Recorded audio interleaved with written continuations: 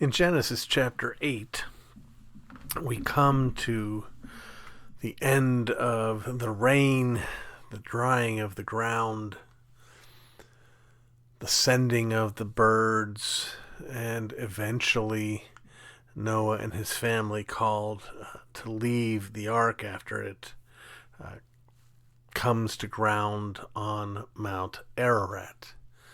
There are a few things I think it's very important for us to notice to help us understand something that I emphasized already in Genesis chapter 3. You may remember that when we were in Genesis chapter 3, we talked about the curse that God pronounced on Adam and Eve. And my supposition that while Adam and Eve were probably trying to look downcast and sad for their sins so as to maybe mitigate God's punishment on them, I suggested that internally, as they listened to God's pronouncement, they were probably celebrating. Because what's interesting about God's punishment on Adam and Eve is that it is a punishment on the work they had been called to do, which meant they're still called to do that work. I emphasize that because I don't want us to think that when Adam and Eve failed, that the original command given to man, the dominion mandate, or even the covenant of works, suddenly disappeared. It suddenly went away. And you see the same thing here in Genesis chapter 8. In fact, you can see in Genesis chapter 8 and in chapter 9 a retelling of what happened in Genesis 1, 2, and 3 in a manner of speaking. Well, what do I mean by that? Well, we're told, for instance, after the waters stopped coming down, after they began to subside, after the boat, or the ark rather, touched ground, we're told that the winds blew to dry up the water. Well, what does that have to do with Genesis 1 and 2? Well, you may remember that, at least in the Greek, the word for wind is the same word that we use for the word spirit. I believe the word is pneuma. And so there's a connection linguistically between the Spirit and his work and the wind. You can see the same principle when Jesus says the wind blows where it will. Well, in the creation account, one of the things that we see the Holy Spirit doing very early in Genesis 1, we're told that the earth was formless and void, that is tohu vabohu, formless and void, but the Spirit of God hovered over the deep. What you have there is the Spirit of God taking that which is amorphous, that which is unformed, that which is not ordered, and giving harmony to it. What the Spirit does is it harmonizes complexity. That's one of the reasons why the very first time we read of the Spirit indwelling someone, it's in the context of the Spirit being given to the two men charged with creating the elements for the tabernacle during the Exodus. These men are gifted with the Spirit so that they can make things of beauty. Beauty is the harmonizing of complexity. And so the Spirit is here taking this mess that came out of the flood, and he's giving order and design to it. And it is being remade. The whole of the world has been baptized, if you will, including, by the way, all those who died. And that, I believe, is why the raven is in the account. We remember, we're all familiar with Moses sending out the dove, and the dove coming back with the sprig from the olive tree. What we may not remember is that time when the dove comes back with that sprig, it is actually the second of 3 trips by the dove, and the third of 4 trips by two different birds. The very first bird that is sent out by Noah is a raven. But the raven doesn't come back. Well, why was that not compelling evidence that the ground was appearing and it was time to get out? Why was that not compelling evidence when on the fourth trip the dove is sent out and it doesn't return, and that is considered compelling evidence that it's time to get out? Well, to answer the question, I have to remind you of an unpleasant truth about ravens. Ravens are carrion birds. They're carrion birds. That is, they are birds who survive like vultures, like crows, like magpies. They're birds that survive by eating the carcasses of already dead animals. They are the flying version of the catfish, if you will, a bottom-feeding, scum-sucking fish at the bottom of the sea. So the raven can go and alight on floating dead bodies in the water and live on those floating dead bodies on the water and never come back. When the first time the dove is sent out, the dove comes back empty-handed. The second time the dove is sent out, a week later, comes back this time with that olive branch, symbolizing, one, God's affirmation of his peace on the survivors, but two, not necessarily symbolizing, but demonstrating that there is living plant life, reachable and available. And then when that fourth trip happens, the dove is able to live on land. And then it's time for Adam and Eve to come out from the ark.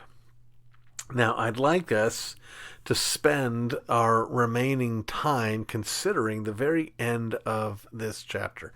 I want you to see, as I've been emphasizing, that this is a new beginning, a new Eden, a new world. That which was displeasing to God was wiped out and gone.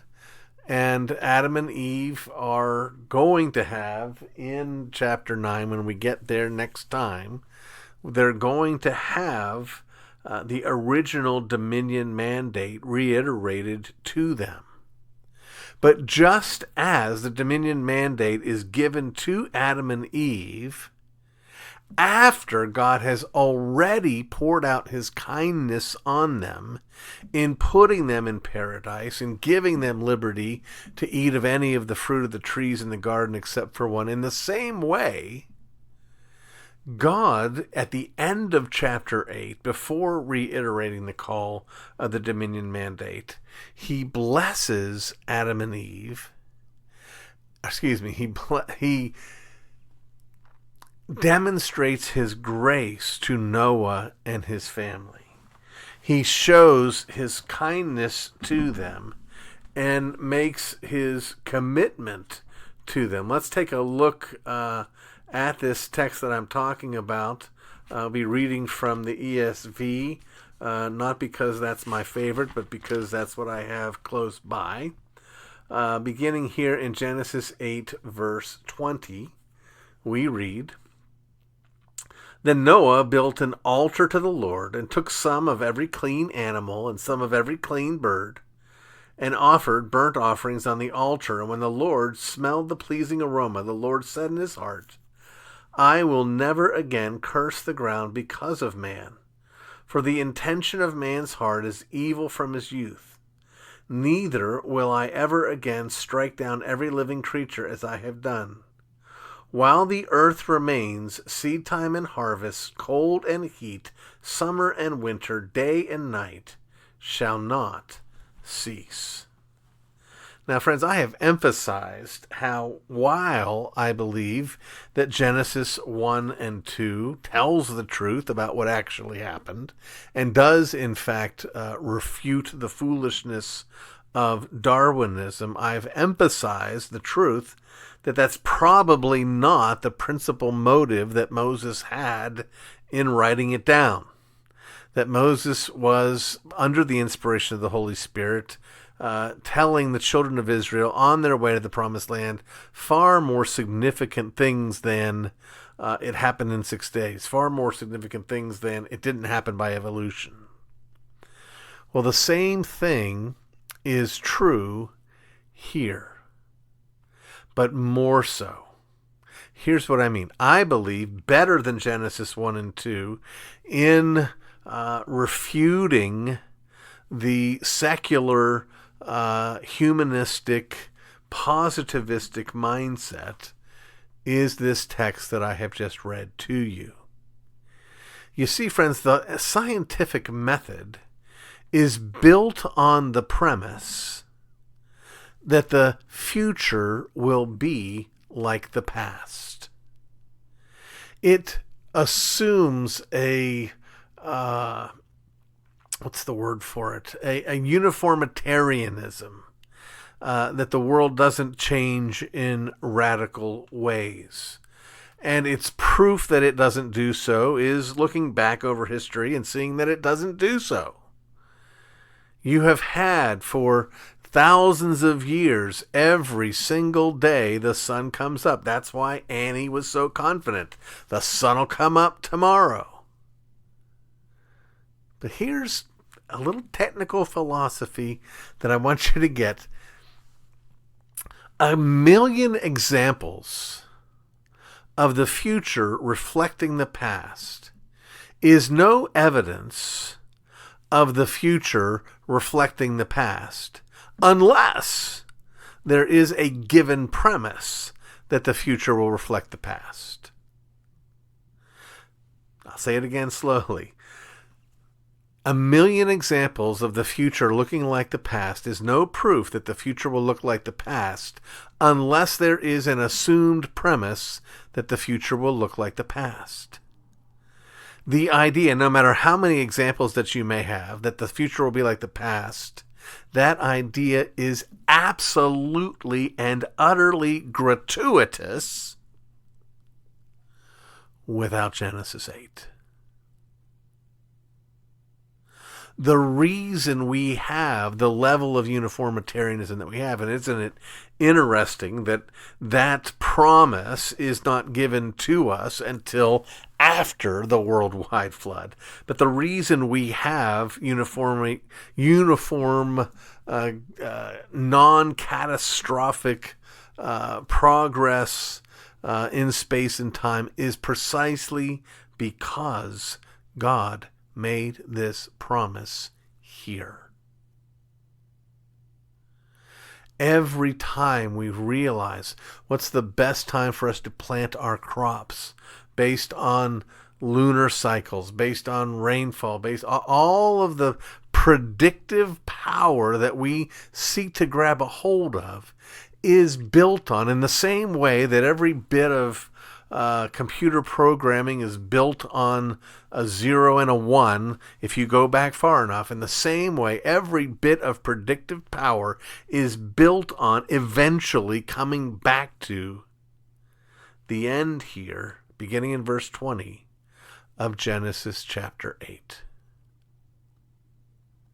The other day I was talking with a friend, and he pleased me and impressed me when in casual conversation he cited C.S. Lewis's book, The Abolition of Man. He was complaining about the lack of courage in our pulpits and our need for men with chests. And that led to a conversation about the abolition of man. And in that conversation I said, The Abolition of Man is one of my top 10 favorite books of all time. And every time I talk about it, I mention that. And I also mention how incredibly impressive that is, given the fact that 1/3 of the book is atrocious. It's a tiny little book, But the first 2/3 are so good that the atrociousness of the last third doesn't knock it out of the top 10 books ever, in my judgment. Well, what's the last third? The last third is Lewis's exposition of what the Chinese call the Tao, which means the way.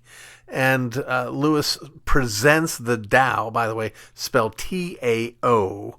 He presents the Tao as a kind of law, a kind of order that transcends God.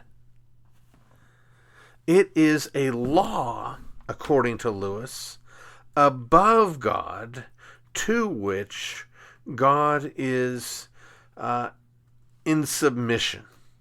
You can see something of that concept in the Lion, the Witch, and the Wardrobe, when Aslan is resurrected and he cites what he calls the deep magic, that when someone lays down their life, death can't hold them. That's the deep magic. That's his appeal to the Tao. Well, friends, there is no Tao. There is natural law, but the natural law that we have is a law that flows out of God's nature. It's not above God, such that he is submissive to it. It's not below God, such that he can be capricious, but rather it is who God is. God is literally a law unto himself, which means that this continuity, this uniformitarianism that we have, that we enjoy, is not a fixed, innate, necessary part of this world, but it is an act of God's grace and God's kindness and of God's sovereign will. We live in an ordered universe. We live in a world where we are able to predict, not perfectly, but in the exercise of dominion, we are able to have some capacity to predict the weather. I have been patiently waiting for the snow to come. I had a pretty good idea in August it wasn't going to come. I had a little less certainty, but it's still a high degree of certainty in September. It wasn't going to come. By the time October came, I had just a smidgen of hope. Now I'm in November and I'm just counting the days until it comes. I know what to expect. I don't know whether it's going to be 65 today or whether it's going to be 25 today. But I do know it's probably not going to be 105 and it's probably not going to be 15 below zero. All of this is because of this promise. And something else I want us to hold on to. We'll see more of this, of course, when we come to Genesis chapter 9, when we hear God speak about the rainbow. But what I want you to remember is that none of God's covenants ever go away. Everything that God promises comes to pass and abides. It is true of this promise here at the end of Genesis 8. God has ordered his universe. Doesn't mean that it's outside of his control. It doesn't mean that he's wound it up and walked away. What it does mean is that he has made it knowable, understandable, coherent, rational, such that we can reflect his glory in learning about the created order. I don't remember whether it was Newton or whether it was Adam Smith, two great committed Christians who were scientists in their own right, who said that their goal, their desire, Adam Smith in the realm of economics, Newton in the realm of physics, their goal was to think God's thoughts after him. We're able to do this again because God has promised. We can count on it. And that goes back to God's grace, God's kindness, God's covenant, God's deliverance of our parents, Noah, his children, his wife, and his sons' daughters, all who were our parents, from whom we have descended. It is God's world, and because God is a God of order, and because he has promised, we live in a world of order.